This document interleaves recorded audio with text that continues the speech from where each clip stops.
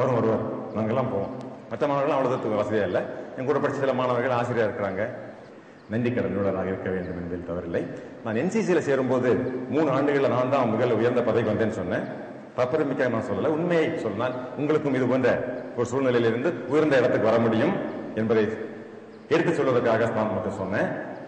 என்சிசியில் அவ்வளவு ஆர்வம், அட்டென்ஷன் அப்படின்னு நினைக்கணும். பாம்பு கடிச்சாலுமே அசையக்கூடாதுன்னு சொல்லுவாங்க என்சிசி. அட்டென்ஷன் எப்படி நின்னும் அப்படின்னா பாம்பு வந்து கடிச்சா கூட அசையக்கூடாது அப்படின்னு சொல்லுவாங்க மிலிட்டரியில இருந்து வந்த அந்த ஆசிரியர்கள். ஆக நாம் செய்யும் தொழில், எதை படிக்கிறோம்? யார சொன்னாங்க வகுப்புல நல்லா படிக்கணும். வகுப்புல நீங்க படிக்க வேண்டியதில்லை, வகுப்புல கண்டுபிடிக்க விஞ்ஞானியா மாறுங்க அப்படின்னு தான் நான் சொல்றேன். நிறைய மாணவர்களுக்கு வந்து படிக்கிறதுனா கஷ்டம், படிக்கிறது கஷ்டம் அப்படின்னு சொல்றேன். ஏன் மார்க் எடுக்க முடியல? படிக்கிறது கஷ்டம், விருப்பம் இல்லை சார். நேற்றுக்கு கூட ஒரு விழாவுக்கு போயிருந்தேன், தினமலர் ஜெயித்து காட்டுவோம். அந்த விழாவுக்கு போயிட்டு இருந்த ஒரு பெண்மணி எனக்கு லெட்டர் போட்டிருந்தாங்க. அவங்க லெட்டரையும் போட்டிருக்காங்க, பையனோட லெட்டரையும் போட்டிருக்காங்க.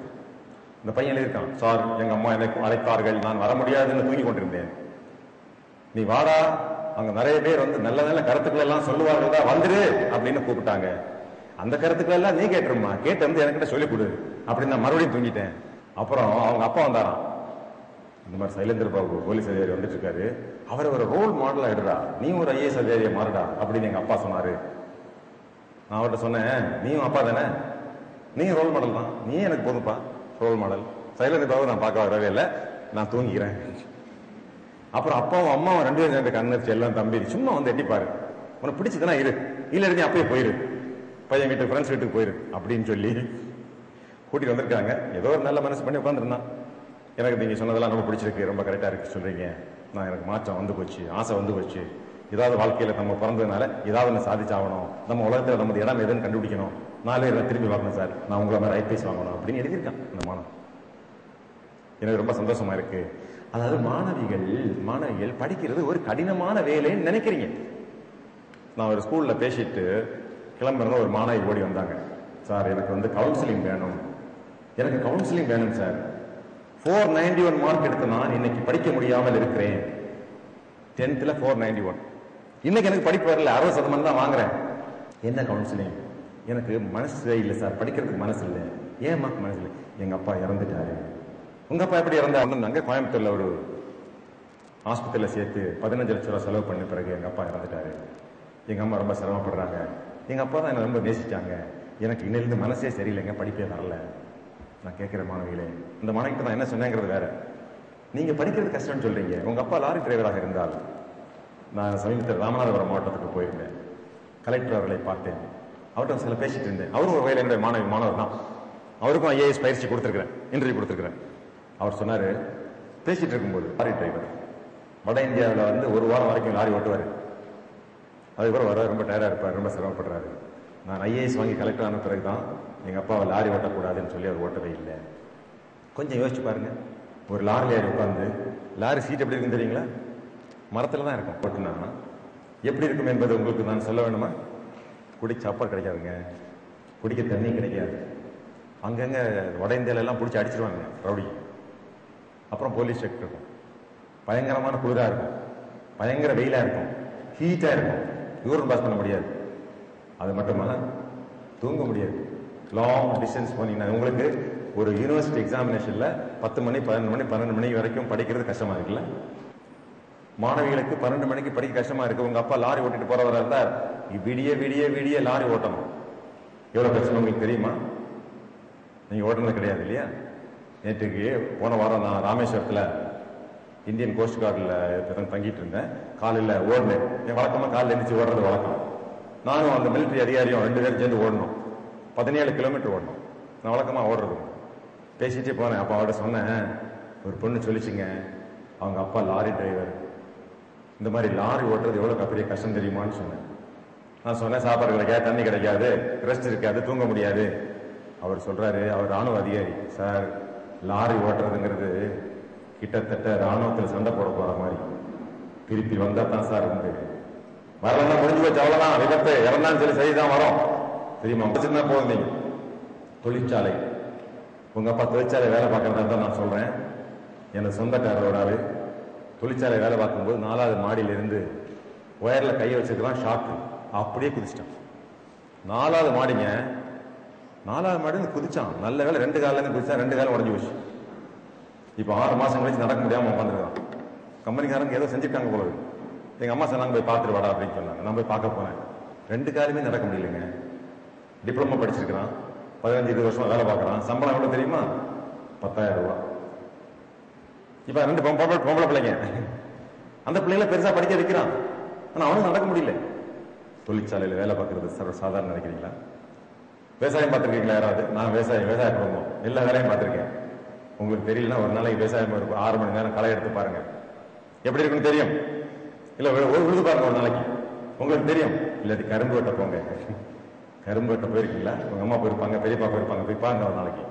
உடம்பெல்லாம் கிழிக்கும், உடம்பெல்லாம் கிழிச்சு போயிடும். இந்த சூழ்நிலை குழந்தைகளே, இந்த சூழ்நிலையில் கேட்கிறேன், படிப்பது கஷ்டமா இருக்கா உங்களுக்கு? ஒரு IAS அதிகாரி புக் எழுதியிருக்காரு, படிப்பது சுகமே. நான் அந்த புக்கு இன்னும் படிக்கல, ஆனா எனக்கு அது பிடிச்சிருக்கு. படிப்பது சுகமே. குழந்தைகளை சத்தியமா சொல்றேன், நான் IAS தேர்வு IPS தேர்வு வந்த பிறகுதான் நிறைய படிச்சிருக்கேன். என்ன படிக்க வேண்டிய அவசியமே இல்லையே. சார் நீங்க உலக அளவில் ஒரு கிரிக்கெட் விளையாடுங்கன்னு சொன்னா அங்க யாருங்க விளையாட முடியும்? 6 மணி நேரம் வெயில நிக்க முடியுமா? பந்த குவிஞ்சு அடிக்கிற முடியாதுன்னு சொல்லுவாரா? எங்க சார் வரணும், எந்த டோர்னமெண்ட் சொல்லுங்க, நாளைக்கே வருதுன்னு சொல்லுவார். அதனால அவர் விரும்பி செய்யறாரு. அதனால மாணவிகளே, இந்த படிப்பு என்பது உங்களது தொழில். இதை நீங்க விரும்பி செய்யணும், விரும்பி வரவேற்கணும்.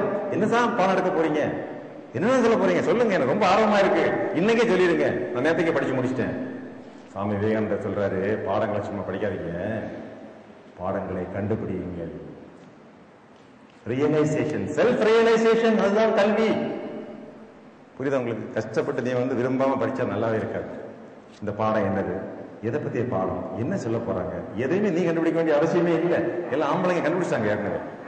பிசிக்ஸா இருந்தாலும், கெமிஸ்ட்ரியா இருந்தாலும், காமர்ஸா இருந்தாலும், லிட்டரேச்சரா இருந்தாலும், எல்லாமே முதல்ல கண்டுபிடிச்சாங்க.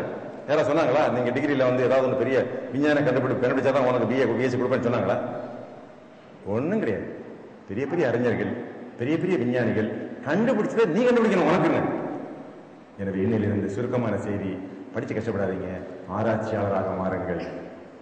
படிப்பு சுகமாக தெரியும். உலகத்துல என்ன பொறுத்த வரைக்கும் சில விஷயங்கள சுகம் இருக்கு. எடுத்துக்காட்டா, 1 மணி நேரம் ஓடுறதுல எனக்கு ரொம்ப சுகம்.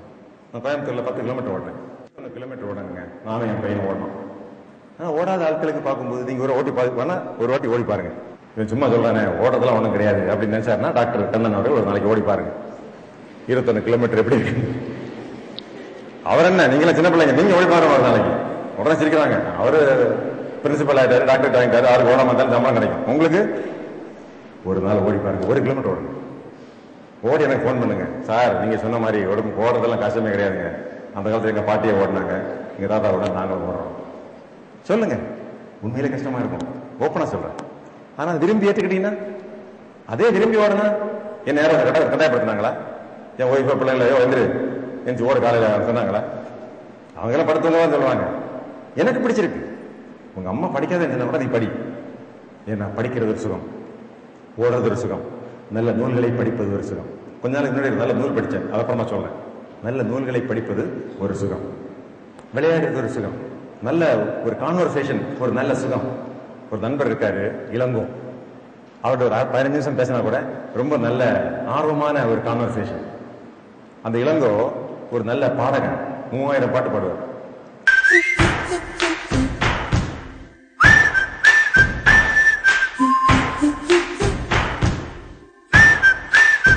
அந்த இளங்கோ ஒரு நல்ல இங்கிலீஷ் ஆசிரியர். அவர் மாதிரி ஆங்கிலம் பேச தெரிஞ்சவர் நான் இந்தியாவில் இதுவரைக்கும் பார்த்ததே கிடையாது. இளங்கோ 5 நிமிடம் பேசினாலும் இங்கிலீஷ்ல பேசினா அவ்வளவு சுவையாக இருக்கும். ஆங்கிலம், எல்லா ஆங்கில ஆசிரியர்களுக்கும் ஆங்கிலம் தெரியும் சொல்ல முடியாது. ஆனா ஆங்கிலமே ஆசிரியரா இல்லாத நிறைய பேர் ஆங்கிலம் நல்லா பேசுவாங்க. ஆனா அவர் முதல்ல ஆங்கில ஆசிரியர் தான். அவர் சினிமாவுக்கெல்லாம் மியூசிக் கொடுப்பாரு, பேக்ரவுண்ட் வாய்ஸ் கொடுப்பாரு. அதுக்கு பேர் voice over artist. Ilango Panagal Park, Chennai. கேள்விப்பட்டிருக்கீங்களா? அதெல்லாம் வருது. இளங்கோக்கு 2 கண்ணுமே தெரியாது. நான் சொல்லக்கூடிய நண்பர் இளங்கோக்கு 2 கண்களும் தெரியாது. ஆனால் சிறந்த பாடகன், சிறப்பாக பேசுவார். ஆங்கிலம் அவரை மாதிரி யாருக்கும் தெரிய முடியாது. இங்கிலீஷ் லிட்டரேச்சர் படிக்கிறீங்களா யாராவது? English literature, okay. English literature Oscar வைல்டுன்னு சொல்லி ஒரு ஆசிரியர் இருக்கார், தெரியுமா உங்களுக்கு? அதெல்லாம் தெரியாது. வாசிக்கணுங்க, நிறைய புத்தகங்களை வாசிக்கணும் என்று சொல்றாரு. இளங்கோ ஒரு நாளைக்கு சொன்னாரு, ஆஸ்கர் வைல்டு ஒரு புக்கை கொடுத்து, இந்த புத்தகம் டைம் இருக்கா முடிச்சு முடிச்சலாம், ஆஸ்கர் வைல்டு கிட்ட ஒரு புத்தகத்தை கொடுத்து, இந்த புத்தகத்தை பத்தி நீங்க உங்களுடைய கருத்துக்களை சொல்லுங்க, ரிவ்யூ. அவர் சொல்லியிருக்காரு, this book is a wonderful book, this has some original parts and some interesting parts. இந்த புத்தகம் சிறப்பாக இருக்கிறது, நல்லதா இருக்கு, இதுல நம்ம ஆர்வமான பகுதிகளும் கொஞ்சம் இருக்கு, உண்மையா ஒரிஜினலான பகுதிகள். ஒரிஜினல் தமிழ்ல என்ன? ஒரிஜினல் தானே. இந்த நூல்ல ஒரிஜினலா இதெல்லாம் எழுதின சில பகுதிகள் இருக்கு, நல்ல ஆர்வமான இன்ட்ரெஸ்டிங்கான பகுதிகள் 2 பகுதிகள் இருக்கு. But unfortunately the interesting parts are not original and the original parts are not interesting. புரியுதா உங்களுக்கு? ரொம்ப ஆர்வமான பகுதிகள் ஒரிஜினலும் இல்ல, ஒரிஜினலா இருக்க பகுதியில் ரொம்ப ஆர்வமும் காட்ட முடியல. ஆஸ்கர் வைல்ட் அப்படின்னு சொன்னாரு. இளங்கோவுக்கு 2 கண்ணுமே தெரியாது. அவர் ஒரு மாணவனாக இருக்கும்போது ஒரு கதை சொல்றாரு. அவர் ரொம்ப ஏழை மாணவன், கண்ணு தெரியாது. ஆனா மேத்தமேட்டிக்ஸ்ல தமிழ்நாட்டிலே முதல் மார்க் 100 மார்க் வாங்கியிருக்காரு. 8ஆம் கிளாஸ் ஃபெயில் மேத்தமேட்டிக்ஸ், 10th ஸ்டாண்டர்ட்ல ஸ்டேட் ஃபர்ஸ்ட் ரேங்க். இளங்கோ கல்லூரியில் இருக்கும்போது ஆங்கிலம் பேசுறது, ஆங்கில பட்டிமன்றங்கள் நடத்துறது, புத்தகங்கள் எழுதுறது, இந்த மாதிரி மீட்டிங் நடத்தலாம் பண்ணிட்டு இருந்தாரு. அதே லைலா காலேஜ்ல ஒரு ரவுடி பையன் இருந்திருக்கான். அவனுக்கு இதெல்லாம் பிடிக்கல. இந்த இளங்கோ ஒரு நாளைக்கு ஒரு பாடம் சொல்லி கொடுக்கணும்னு சொல்லி ஃப்ரெண்ட்ஸ் எல்லாம் கூட்டிட்டு வந்துட்டான். அந்த ரவுடி பையன் இப்போ என்ன பண்ணுவான்னா, ஏதாவது ஒரு மாணவன் சைன் பண்றான்னா அவனை அழ வைக்காம விட மாட்டான். ஏதாவது அவனை சொல்லி அவனை தடுத்து நிறுத்தி அவனை கேள்வி கேட்டே கொண்டுவான். அந்த மாதிரி ரவுடி பையன். டே இளங்கோ இங்க வா. இளங்கோ கண்ணு தெரியாது. Yes gentleman, who is calling? நான் தான் கூப்பிடுறேன், இங்க வா. Yo okay, I can come, what's the problem? இங்கிலீஷ்ல பேசுறதுக்கு தமிழ் பேச மாட்டியா? No, we are all doing English literature. Let us speak in English. நம்ம இங்கிலீஷ் படிக்கிறோம், இங்கிலீஷ்ல பேசுவோம். நீ தமிழ் தாய்மொழி, தமிழே பேசு. ஓகே, தமிழ்ல பேசுறேன். நான் கேட்கிற கேள்விக்கெல்லாம் பதில் சொல்லிடு. Okay, ask me.